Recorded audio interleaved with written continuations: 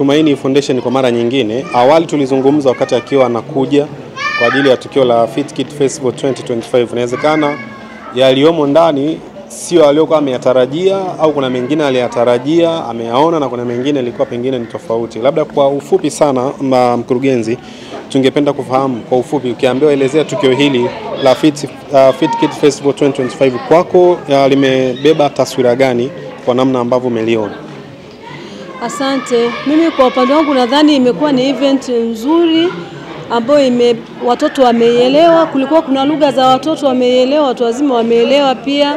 Na mimi nadhani kila mtu aliyekuwa hapa hajarudi kama alivyo. Tumejifunza vitu vingi sana kwa upande wa elimu, kumsaidia mtoto kukua kwenye malezi ya aina pande zote, mtoto akiwa mdogo akiwa mkubwa. Kwa mimi nadhani ni mojawapo ya project bora kabisa.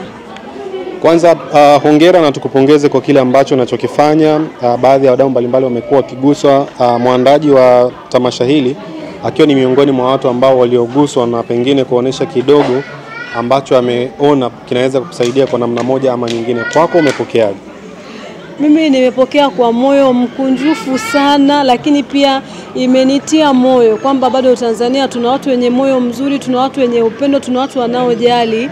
Maana pamoja na muandaaji kuhitaji fedha nyingi kwa ajili ya malezi ya shughuli hii, lakini bado kuna pasenti aliitoa kwa ajili ya kuhakikisha kwamba watoto wetu nao wenye mahitaji maalum wanapata ahueni ya maisha na kupiga hatua. Kwa kweli mimi nadhani mafanikio ya event kama hizi ni kuweza kugusa maisha ya wale pia ambao wasingeweza kuchangia kufika hapa. Labda pengine kwa ufupi sana, inatoa message gani kwa wadau wengine? Yamekuwa yakifanyika matamasha mengi, ili limekuwa la tofauti likijumuisha wazazi pamoja na walezi. Nashukuru sana. Mimi ambacho naweza kusema ni kwamba iwapo kila mmoja wetu katika jamii yetu atajifunza na kukumbuka kwa hudumia wale wanaohitaji zaidi, huenda kusiwepo na vituo vya watoto tena, kusiwepo na mtu anayelia tena, kwa sababu kila mtu anafanya wajibu wake, kila mtu anawaangalia wale wasioweza.